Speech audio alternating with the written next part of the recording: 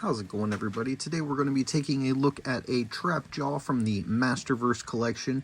This is from the Masters of the Universe New Eternia collection. So this is the second version of trap jaw that we've gotten from the Masterverse set. Really cool box. This artwork and this new style of box is really growing on me, with the smaller window but then the big artwork on the cover. I was a fan of the big open window, so it showed all of their accessories and everything, but I really like how they've added the artwork onto the front and kind of it goes into the window. I just kind of like that little effect there. As we rotate it around to the side, you can kind of see Battle Armor He-Man battling it out over here with Triclops in front of Castle Grayskull. On this side, we've got your standard mug shot and then profile picture of Trapjaw. It does say Trapjaw here on the side in case you want to display them on your shelf. This way, you'll still be able to see the name if you don't recognize that face. As we come around to the back of the box, this is probably one of my favorites of this new style artwork. I feel like the AI generated artwork that they do is a little lackluster. However, on this one, they really hit the nail on the head with Trapjaw. I feel like this is a great pose, a great look. The little head blurb down here is really awesome. So everything just seems really cool. It shows here on the side he's got 3 different interchangeable weapons along with the plasma rifle. So we'll go ahead and zoom in on the blurb down here just so you can see it. It says Trapjaw, evil and armed for combat. Victory was in reach as Trapjaw raised his cyber tick. Let's restart that. Victory was in reach as Trapjaw raised his cyber-tech claw over Man-at-Arms. As He-Man summoned the power of Grayskull, Trapjaw suddenly crossed dimensions into a shattered world, New Eternia. So that blurb doesn't really make a whole lot of sense to me. He's raising his claw over Man-at-Arms, He-Man summons the power of Grayskull, and Trapjaw suddenly crossed dimensions into a shattered world, New Eternia. So New Eternia must be something that came about when He-Man raised his sword. I'm not really sure what the lore is behind that little blurb, and it doesn't really go with the Revolution series or anything either, so just a little confused about that part. As far as the rest of the wave, we've got Skeletor, Man-at-Arms, and Sorceress. All of those reviews are up on the channel if you want to check those out. And then we've got Mattel, empowering the next generation through play. I always like that part. Alright, so let's go ahead and get Trapjaw pulled out of the box. I have been opening these guys from the bottom. Now that it has been switched to this new style of box, I found it's just as easy or easier to open them from the bottom. And that way you don't have this top flap constantly flipping up if you decide to display yours in the box. I'm an out-of-box display kind of guy, but I still like to open them and try to keep the box in as good a shape as possible. So you see minimal stuff in the plastic prison. And then here on the side, it looks like we've got 4 different weapons. Trapjaw himself, nothing on that side.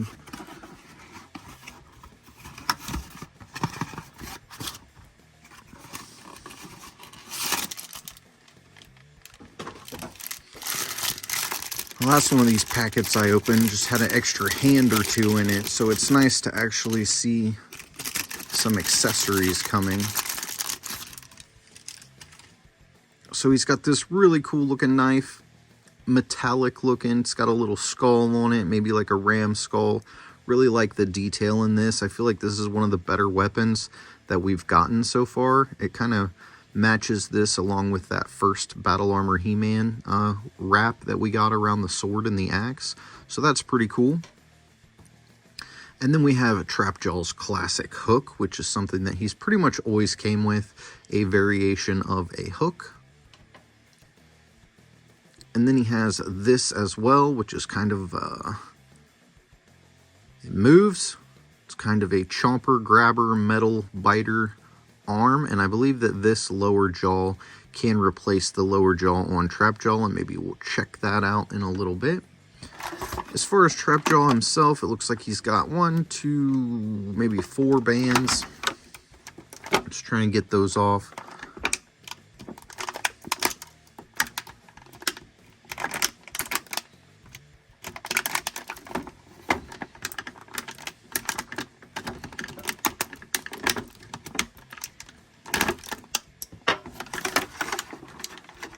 which will unhook his other little blaster here.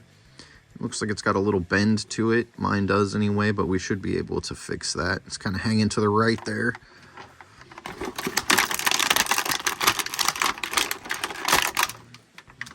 And then as we get Trapjaw the rest of the way out, let's get some of these broken bands out of the way. We've been unboxing figures, so we've got broken bands. Let's go ahead and bend his knee joints just a bit. He's definitely stiff. That allows him to stand up pretty good.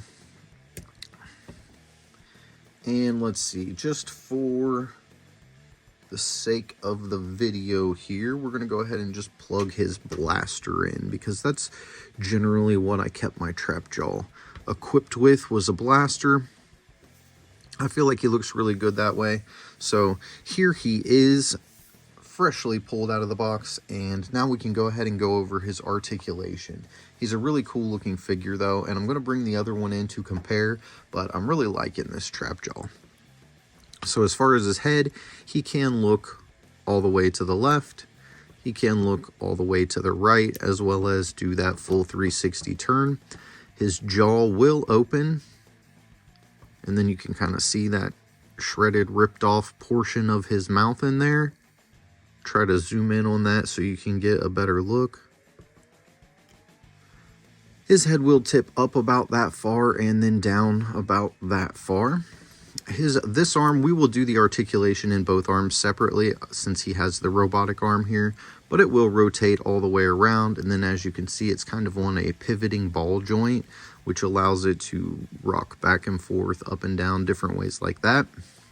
And then we have a joint here at the elbow, which allows it to swivel back and forth, up and down, full articulation that way. And then as you saw where I plugged in the gun, you can also rotate the gun around. I really wish mine didn't get bent, but what are you going to do, right? As far as his diaphragm cut, it is right here, and his seems to be very stiff, guys. Let's try to work. Okay, there he goes. He's just really stiff. Really stiff. Just going to take, there he goes. Now he's broke in. Now he's crunching all day. Left and right still a little stiff, but the front to back's working pretty good. And you can get a much better look up when you kind of tilt his diaphragm back. As far as his, let's go ahead and lift these up out of the way so we can do his waist. His waist will spin all the way around 360 degrees. He does have that classic WrestleMania Trapjaw style belt that has been around since the vintage time. He can do a really good split all the way out to here. You know, making Jean-Claude Van Damme jealous. I'm probably getting a little tired of hearing that. He does have the drop down hips, so you can see it's up high there, and then you can pull it down just to allow it to get a little bit more mobility and posing. He does have a thigh cut here, so you can rotate his thigh around, as well as a boot cut. He does have double jointed knees, so you can bend, the first joint bends there, and then the second joint's being the stiffy. There it goes. So there, the second joint, you got that whole U bend right there. That second joint, though, is pretty stiff. I do prefer my leg joints to be stiff on these guys, though, just because if the legs are too loose, then he won't stand. I got his foot bent a little different, so now he's not wanting to stand for me. If there's one thing I could change about these Masterverse characters, as far as the packaging, I would have a figure stand included, because sometimes these guys do not want to stand very well. And just including that figure stand, I feel like would have helped out a lot as far as posing the figures around. I guess we didn't do articulation on this other side. Let's do that real quick. So this arm will go all the way around. It does spin at the bicep. He does have a double jointed elbow, which allows him to get a pretty decent bend up in here. He can rotate his wrist all the way around, as well as bend it in and bend it back out. So that's all the articulation that we've got on Trapjaw. Now, if you notice on this extra green belt that he comes with, which mine is coming off, there we go. Let's get that put back on there. Wonder why that was being so loose. So there are these two slots here on the back where you can attach his additional weapons. Now, how well they're going to sit in there, I'm not exactly sure. Yeah, they'll work good enough just to stand on there while you pose them up. And then if you wanted to, you could place this dagger over here.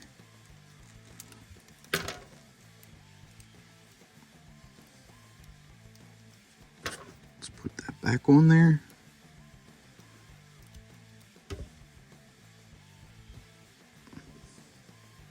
And there we have the fully kitted out Trapjaw. We've got the blaster, we've got the claw, and we've got the hook attached to his belt, as well as his little dagger in his left hand. So I feel like that's looking really cool. We're going to go ahead and bring in another Trapjaw from the Masterverse series, as well as a special surprise Trapjaw guest appearance. So let's go ahead and get them brought in. Alright, as you can see here on the first version of the Trapjaw that we got from Masterverse, he did come with a belt as well. Little different look on the detail, as well as his skin is more of a blue, darker blue, where this one's more of a lighter blue. I do have this guy on a figure stand that I just 3D printed out. It just helps him stand up a little bit. A lot of people disliked the... Come on, buddy. A lot of people disliked what they did here with the face of Trapjaw, so this was not a fan favorite by any means. I like the helmet. I like what they did with it. It's pretty cool, and I like the wrinkliness and stuff on his face. I just wish they would have done the teeth and the bottom part of the jaw more like they did on the new version. But then we wouldn't probably need a new version, right? When it comes down to just between the two of these, the new Eternia version is definitely my favorite. This shade of blue I like better. I feel like his guns and attachments look better.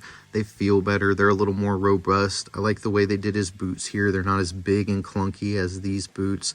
The green is just a little bit more metallic. So I feel like just in every way possible, this version of Trapjaw is better than this version of Trapjaw. That's just my humble opinion. You guys let me know what you think down in the comments. I'm sure there are some people that definitely prefer this Trapjaw and the darker blue color. As far as our special guest appearance, and I do apologize, over the course of time, his weapon has become lost, but we do have vintage 80s Trapjaw. And as we look at him in between these two here, you can see that his skin tone is kind of right in the middle. He's a little bit more of this color, but he's a darker shade like that color. The way that they did his mouth, it also, I don't know if you guys remember this clear back from the 80s, but he did have an articulating mouth. And then the pointy upper just kind of matches this one a little better than that one, which has the teeth. We're not really used to seeing teeth in Trapjaw. So this is my vintage 80s Trapjaw. Let's see, where's 1981 Mattel Trapjaw right here. The new guy just keeps on falling over. Keep bumping the end of his gun, but I thought I'd bring him in and just kind of show him off. He doesn't get a chance to make too many appearances. He's actually got some dust on him. He's been sitting on the shelf in the same spot so long. I do have his comic book. I just need to hunt down his gun and his belt to complete this guy. I need his gun accessories and then the green belt that came with him, and then he will be a complete Trapjaw in pretty good shape. The legs aren't too loose. They are loose, but they're not too loose. And he's just a pretty good figure. He's been one of my favorites since, you know, the 80s when he came out. So we'll go ahead and set him off to the side. We will go ahead and pull the old version of Trapjaw out of the frame. We'll go ahead and set these up here, just so you can kind of see him in the front.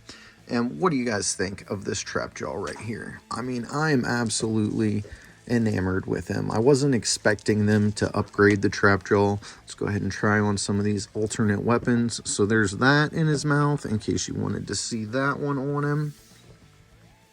Just kind of looking different ways. The sword actually plugs into this also in case you wanted to have like a knife on there.